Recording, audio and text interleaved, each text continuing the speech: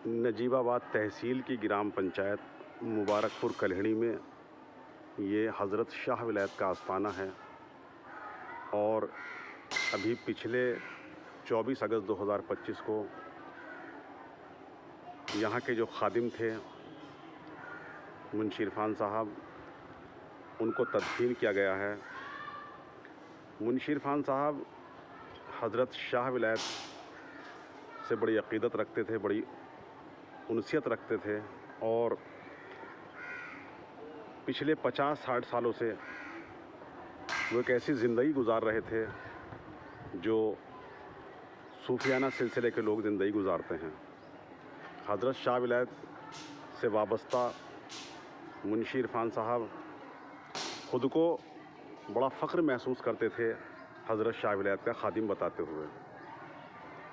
वो बातचीत में अक्सर कहा करते थे कि मैं शाह विलायत का अदना सा खादिम हूँ, उनका अदना सा ग़ुलाम हूँ। और ये बात भी वो बड़ी आजिज़ी के साथ कहा करते थे, बड़ी इनकसारी के साथ कहा करते थे। मुंशी इरफान साहब का जो तालीमी सिलसिला है वो बहुत तवील रहा है। उन्होंने कई नस्लों को पढ़ाया है, कई नस्लों ने यानी दादा ने, बाप ने, पोते ने उनसे तालीम हासिल की है। उनकी तालीम का जो सिलसिला था उसके अंदर भी कुछ बड़ी बातें बड़ी ख़ास हुआ करती थी। पढ़ाने का तरीक़ा बड़ा मुनफरिद होता था और कुछ नया देने की कोशिश वो तालिब इल्मों को करते थे। एक बार दर्जा दोयम की बात है, सेकंड क्लास जिसे हम कह सकते हैं, मैं उसमें पढ़ रहा था। मुंशी इरफान साहब ने सभी स्टूडेंट्स को एक पर्चा दिया और कहा कि देखकर बताओ कि ये क्या है। हमने जब उस पर्चे को देखा तो उस पर्चे में हमें ऐसा लगा कि कोई आदमी है जो अत्तहियात वाले हालत में बैठा हुआ है। जब नमाज़ पढ़ते हैं तो अत्तहियात जब पढ़ी जाती है तो उस अंदाज में बैठा हुआ है और नमाज अदा कर रहा है। तो ज़्यादातर बच्चों ने यही कहा कि मुंशी जी ये तो किसी का फ़ोटो है, किसी आदमी का, कोई आदमी नमाज़ पढ़ रहा है। तो वो बहुत मुस्कुराए और बोले कि इसे ध्यान से एक बार फिर और देखो, दोबारा देखो, इस पर दोबारा नज़र सानी करो और समझो कि ये क्या है। जब दोबारा उस पर्चे को गौर से देखा गया तो ऐसा लगा कि शायद कुछ लकीरें हैं टेढ़ी मेढ़ी, और किसी ने जो है वो टेढ़ी मेढ़ी लकीरों से अपने फ़न का मुज़ाहरा किया है और किसी इंसान की शक्ल दी है उन लकीरों से। तमाम बच्चों ने फिर उनके सामने यही बात ज़ाहिर की कि ये कुछ लकीरें हैं और उन लकीरों की जो है शक्ल दे दी गई है इंसान के रूप में।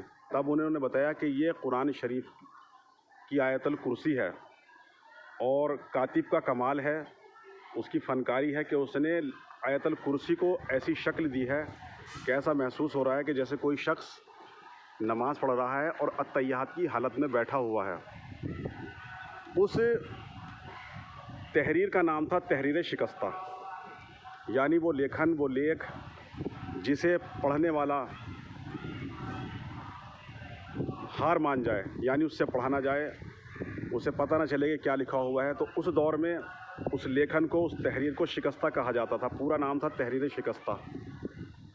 तो जब बाद में कई बार हमने ये भी देखा है, जो हमारे गांव देहात में जो बैठकें होती थी तो उस तरह की तस्वीर दीवारों पर टंगी हुई होती थी। ऐसा लगता था कोई आदमी नमाज़ पढ़ रहा है, तहियात में बैठा हुआ है, लेकिन वो आयतुल कुर्सी होती थी।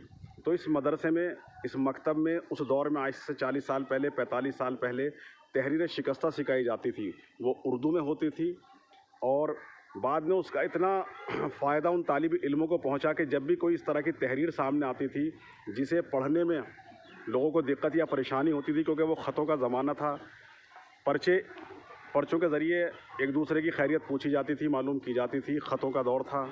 तो इस तरह के जब कोई ख़त आते थे, कोई उर्दू दाँ इस तरह की तहरीर लिखता था तो उसे पढ़ने के लिए, उसे पढ़वाने के लिए मकतब इस्लामिया के बच्चों की मदद ली जाती थी और वो उसको पढ़कर सुनाया करते थे। तो वो उस दौर की तहरीर शिकस्ता थी जो इस मदरसे में पढ़ाई जाती थी।